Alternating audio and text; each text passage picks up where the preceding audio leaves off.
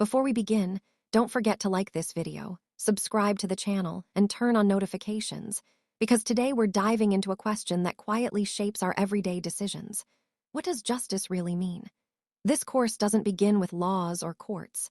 It begins with a story, one that immediately puts you in an uncomfortable position. Imagine yourself forced to make a decision where no option feels clean, heroic, or safe. Philosophy often starts exactly here, not with answers, but with discomfort.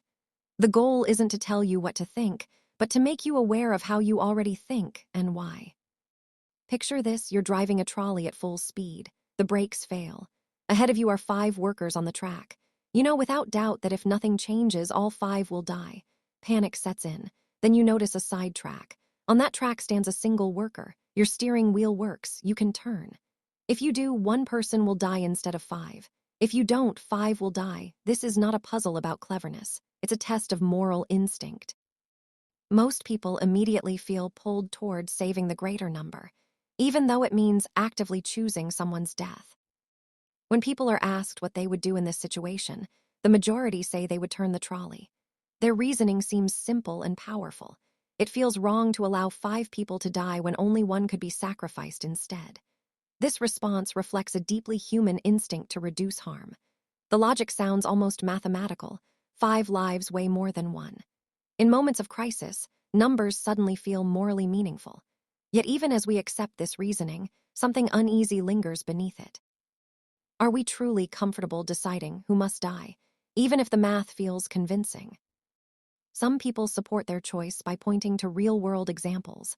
They mention moments of tragedy where sacrifice saved many others, situations where terrible decisions were praised as heroic because they prevented greater loss. These comparisons strengthen the belief that outcomes matter more than intentions. If the result is fewer deaths, then the action must be right. This way of thinking feels practical, even compassionate. It aligns with how we often judge leadership in crises. But philosophy doesn't stop at comfort. It presses further, asking whether good outcomes always justify morally troubling actions. Not everyone agrees with turning the trolley. A small minority refuse. They argue that once we justify killing 1 person to save others, we open the door to dangerous thinking. History, they warn, shows how easily the greater good can be used to excuse terrible crimes.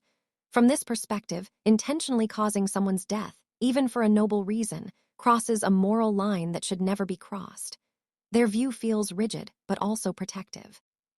It resists the idea that human lives can be calculated or exchanged like numbers on a scale. Now the scenario changes. This time you are not the driver. You are standing on a bridge watching the trolley rush toward 5 workers. Again, the brakes don't work. But now there is a man standing beside you, large enough that if he fell onto the track, the trolley would stop. You could push him. He would die, but the 5 would live. Suddenly, the moral certainty many people felt before begins to crumble. The numbers haven't changed. 1 life versus 5, yet most people refuse to push the man. The question becomes unavoidable. Why does this feel so different? This discomfort reveals something important. In the first case, death felt indirect, almost accidental. In the second, it feels personal. Your hands would be involved. You would be the cause, not just a participant in a tragic situation. Even though the outcome is better, the action itself feels wrong. This suggests that morality may not be only about results. The nature of the act matters too. There is a deep difference between redirecting harm and deliberately using someone as a tool to save others. Some argue that the key difference is choice and involvement. The man on the bridge wasn't part of the problem until you made him part of it. Others argue that pushing someone is closer to murder than steering a vehicle. But critics point out that in both cases, a conscious decision leads to death. The distinction isn't as clean as we want it to be. This tension exposes a conflict between 2 moral instincts, one focused on outcomes and another focused on respect for individuals. Similar conflicts appear in medical scenarios. Imagine you are an emergency doctor with 6 patients. 5 have moderate injuries, 1 is critically injured. You can only save 1 group. Most people say the doctor should save the 5. But now imagine a transplant surgeon with 5 patients needing organs and 1 healthy person nearby. Almost no one agrees that killing the healthy person is acceptable, even though it would save 5 lives. Again, the numbers are the same, but our moral judgment changes. These examples reveal two powerful moral frameworks. One judges actions by their consequences, how much happiness or suffering they create. The other judges actions by whether they violate certain moral rules, regardless of outcome. The first asks, what produces the best result? The second asks, what is inherently right or wrong? These frameworks often point in different directions, and much of moral philosophy exists in the tension between them. The idea that morality should aim to maximize happiness is known as utilitarianism. Its most famous early defender was Jeremy Bentham, who argued that humans are governed by pleasure and pain. According to him, the moral choice is the one that increases overall happiness the most. This idea has enormous appeal. It feels fair, rational, and democratic. Everyone's happiness counts equally. But as we've seen, utilitarian reasoning can lead to deeply uncomfortable conclusions when it permits harming innocent people. Opposing this view is a tradition associated with philosophers like Immanuel Kant. Kant argued that people should never be treated merely as means to an end. According to this view, certain actions, like killing an innocent person, are wrong no matter how beneficial the outcome. This approach protects individual dignity but can feel inflexible in emergencies. The clash between these two views isn't just academic. It shapes debates about law, politics, medicine, and human rights even today. This course doesn't promise easy answers. Instead, it invites you to question assumptions you didn't even realize you held. Philosophy doesn't give you new facts, it gives you a new lens. Once you start seeing the world this way, familiar ideas feel strange. That's both exciting and unsettling. You may find yourself less certain, more cautious, and sometimes more conflicted than before. That discomfort is not failure, it's the work of thinking seriously.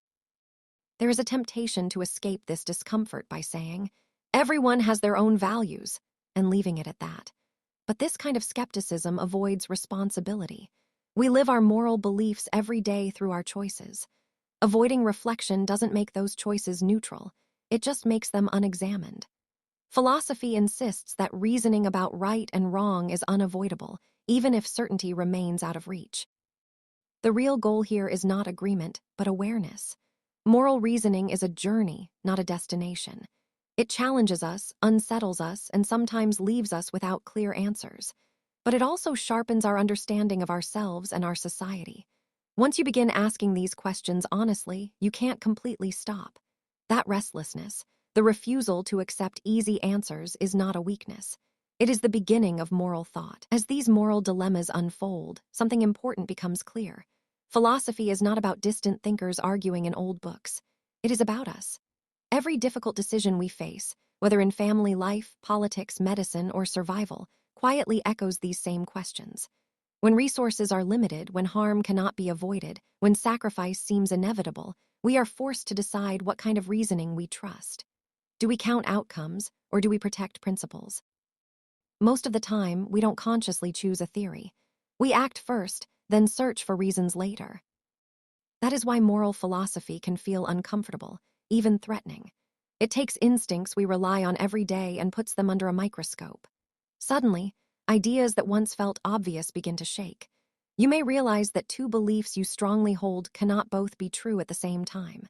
For example, believing that every human life has equal worth, while also believing that it is acceptable to sacrifice one to save many. Philosophy doesn't rush to fix this tension. It forces you to sit with it. This discomfort explains why many people resist philosophy altogether. They prefer certainty, rules, or traditions that tell them what to do without questioning. But avoiding reflection doesn't remove moral responsibility. Even choosing not to act is a choice with consequences. History shows us that some of the greatest harms occurred not because people reasoned too much, but because they reasoned too little. Moral laziness can be just as dangerous as moral arrogance. The value of studying justice, then, is not that it turns you into a flawless decision-maker. It won't. Instead, it makes you more aware of what is at stake when you decide. It helps you recognize when an argument sounds persuasive but hides a dangerous assumption. It also helps you listen more carefully to people who disagree with you, because you begin to understand that their reasoning may come from a different moral framework, not from ignorance or bad intentions. In the end, justice is not a formula. It is a conversation, one that never fully ends.